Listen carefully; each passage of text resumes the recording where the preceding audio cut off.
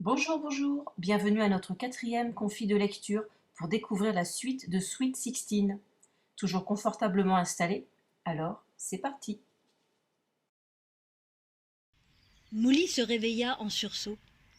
En bas, le choc venait d'en bas. Un horrible bruit de verre brisé. Ça y est, ils avaient mis leur menace à exécution. Et sa grand-mère qui avait tenu à monter la garde une nouvelle fois, Seigneur, pourvu qu'il ne lui soit rien arrivé. Tout en se précipitant à bas de son lit, Molly hurla. « Grand-mère, tout va bien ?» Elle se jeta littéralement dans les escaliers, manquant d'entrer en collision avec sa mère. Elle s'agrippait à sa chemise de nuit, les yeux exorbités, la bouche entr'ouverte. Éclairée par la lueur froide de la lune, la rencontre était quasiment surnaturelle.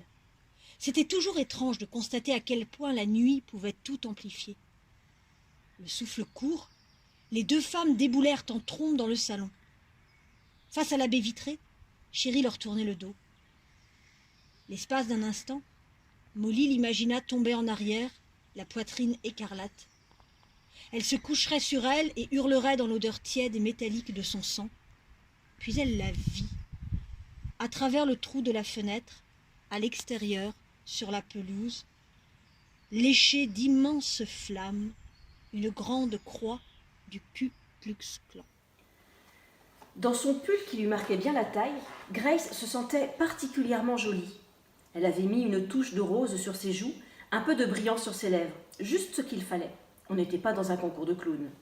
À tomber, vous pourriez réveiller un mort, avait conclu Minnie, après avoir vérifié que la jupe de la jeune fille était parfaitement repassée. Alors ce sera facile, avait répondu celle-ci, parce que Sherwood est encore vivant. Grace avait tout prévu. Le jeune homme discutait tous les matins avec ses amis devant l'escalier du lycée. Elle passerait donc devant lui en faisant mine d'être surprise de le rencontrer. Ça ne lui faisait pas peur, elle était très douée pour jouer la comédie. Elle planterait ses yeux dans les siens, et une conversation quelconque s'ensuivrait. Même si elle ne trouvait pas quelque chose de fulgurant à dire, elle comptait bien sur son éclat pour faire le reste à sa place. Seulement, elle devait bien reconnaître que cette connerie d'intégration venait contrecarrer tous ses plans. Ça avait commencé dès le centre-ville, avec des embouteillages à n'en plus finir. Dans la Cadillac noire, sa mère tapotait nerveusement le volant, et Grace avait bien cru qu'elle finirait par rebrousser chemin. Heureusement que son frère avait insisté. Quand enfin Grace arriva devant le lycée, elle comprit vite qu'il ne faudrait pas espérer discuter tranquillement avec qui que ce soit. On ne voyait même plus la façade de l'établissement. Une foule incroyable était massée devant l'école. Les trottoirs étaient noirs de blanc. Certains riaient, assis sur la pelouse, d'autres discutaient, adossés aux arbres. Il y avait même des femmes avec des petits dans des poussettes. Un homme souriait, accoudé à une pancarte qui indiquait « Interdit aux nègres et aux chiens ». Tout cela paraît plutôt bon enfant finalement. Maman avait bien tort de se ronger les sangs, dit-elle à Kate. Attends un peu que les négros arrivent, répondit-il en souriant. Grace grimpa les marches du lycée sous le regard des soldats de la garde de l'Arkansas et dut bien reconnaître que l'expérience était plutôt perturbante. N'oublie pas, Dieu est avec toi, chuchota Chéri à sa petite fille.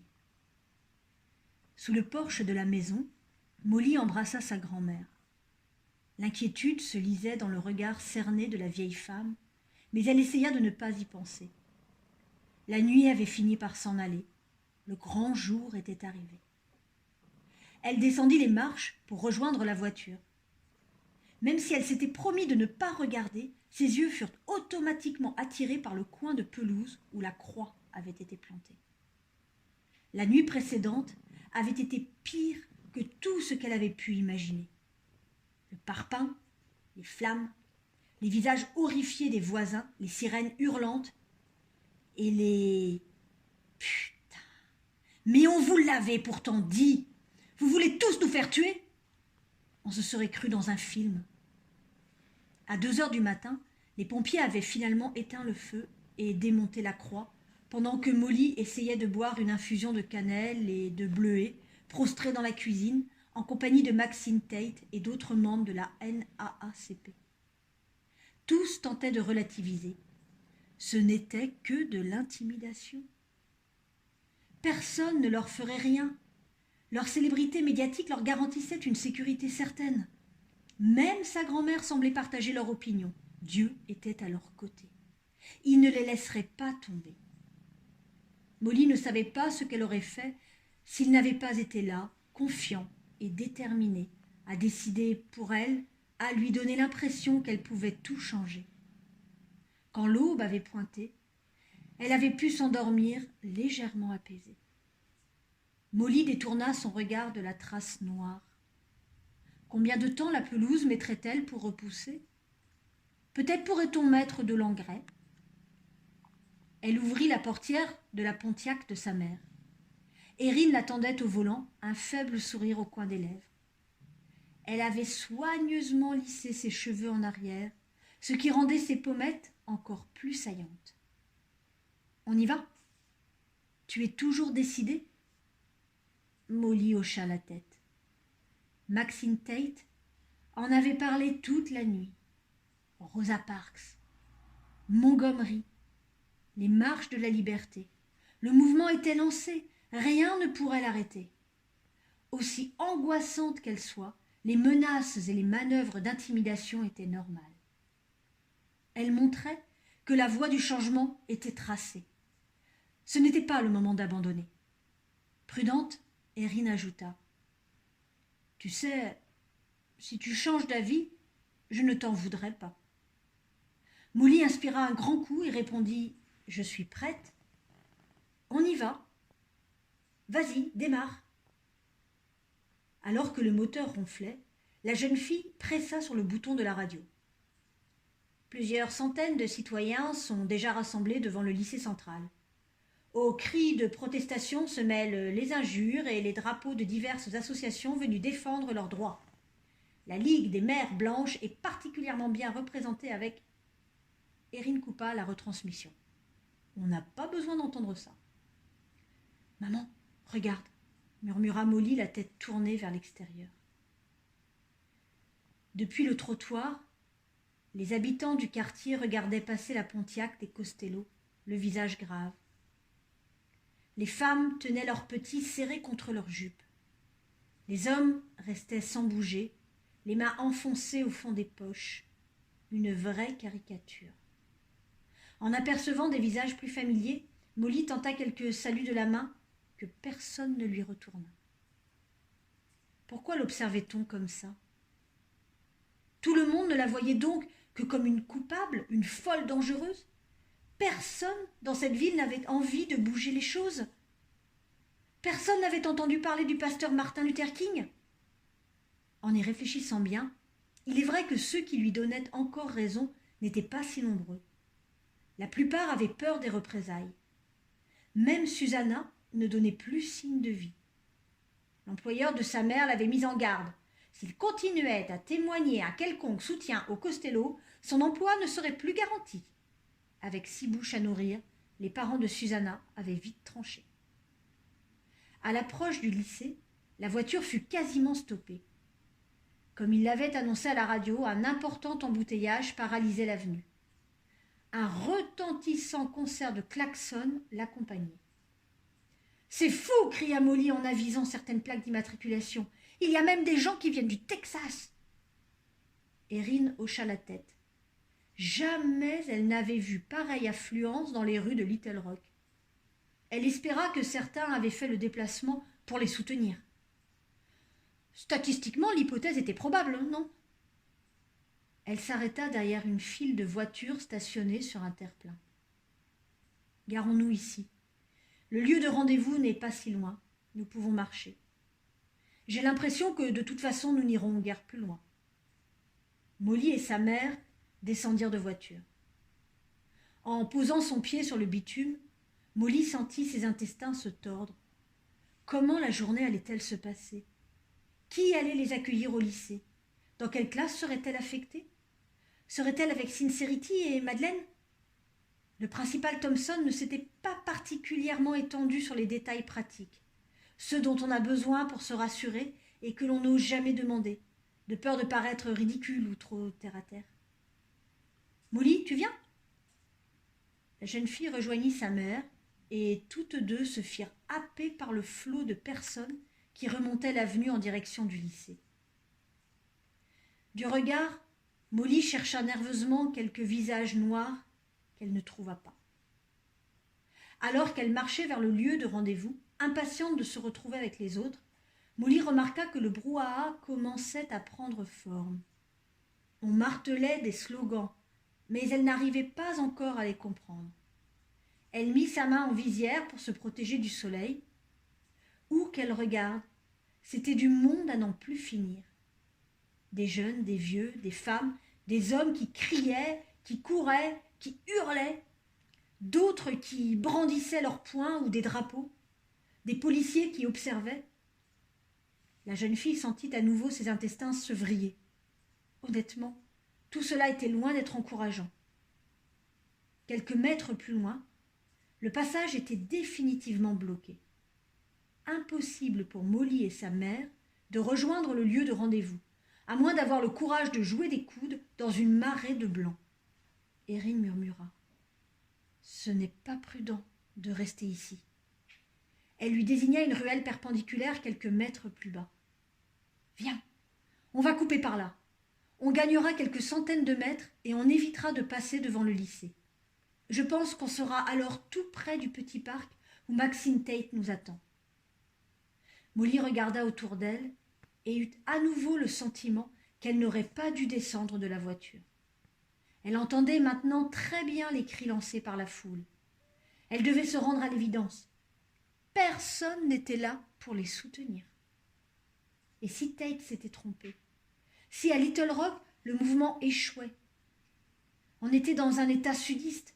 Peut-être qu'on avait sous-estimé l'importance de cette donnée. Molly essaya de rester calme, objective. Pour le moment, personne ne s'intéressait à elle. L'attention de tous semblait focalisée par quelques centaines de mètres plus loin, près du lycée. Dieu sait ce qui s'y passait. De plus, sud ou pas, Little Rock était une cité tranquille et policée. Aucune émeute raciste n'avait jamais été déplorée. À la suite de sa mère, Molly s'engagea dans la ruelle. C'était un passage sombre et étroit qui s'enfonçait entre des entrailles de briques rouges. Instinctivement, Molly eut envie de rebrousser chemin. Si elles y croisaient un groupe de blancs, que se passerait-il?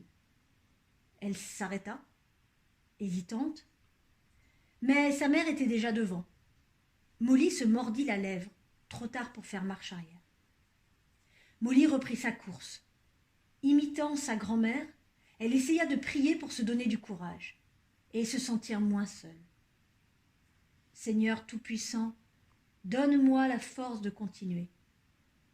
Elle tourna une fois à droite. Ses pas résonnaient, leur bruit amplifié par l'étroitesse du passage. Conduis-moi sur le chemin que tu as tracé. Entama une ligne droite, en parallèle de la rue où la foule se massait, là, au même moment. Cette pensée était terriblement angoissante. Que ta volonté soit faite. Amen. Elle arriva à un croisement de ruelles. Elle tourna la tête sur la gauche. Erin n'y était pas. Sans y croire, Molly regarda de l'autre côté et l'aperçut pourtant. Si insensé que cela puisse paraître, elle marchait droit vers la sortie, vers l'épicentre de la manifestation. « Mais qu'est-ce que tu fais, maman ?» lança Molly le moins fort possible. Erin mit le doigt sur sa bouche et fit encore quelques pas. Visiblement, elle tenait à savoir ce qui se passait en haut de l'avenue. À contre-cœur, Molly s'approcha. Elle espérait qu'ensuite, elle ferait vite demi-tour pour rejoindre Maxine Tate et les autres étudiants. Ils ne les attendraient pas encore longtemps. D'ailleurs, si ça se trouve, ils étaient peut-être déjà partis. Quand elle arriva à hauteur de l'épaule de sa mère, Molly vit soudain vers quoi tous les regards convergeaient. Dans sa jolie jupe à carreaux, l'un d'entre eux, l'un des 9, était seul face au lycée. Madeleine Stanford était en effet prise en étau entre des centaines de blancs et les soldats du gouverneur. Les uns hurlaient, visiblement fous de rage, le poing levé et le visage déformé, tandis que les autres pointaient leurs fusils vers elle, l'empêchaient d'accéder au double escalier de pierre qui menait aux portes de l'établissement. Agrippée à ses livres, Misérable bouée, Madeleine essayait de rester droite, mais son regard était désespéré. On aurait très exactement dit celui d'un animal pris au piège. Clairement, elle ne savait pas où aller. « Mais qu'est-ce que cette malheureuse Madeleine fabrique ici ?» demanda Erin, horrifiée. Dans un éclair de lucidité, Molly se souvint que Madeleine était la seule d'entre eux à ne pas avoir le téléphone. Elle n'avait pas dû être prévenue. Molly réfléchissait au moyen d'alerter discrètement des secours quand une voix lui glaça le sang. « Deux négresses dans la ruelle !» Un peu plus loin, un homme pointait son index droit sur elle. Son doigt paraissait démesurément long.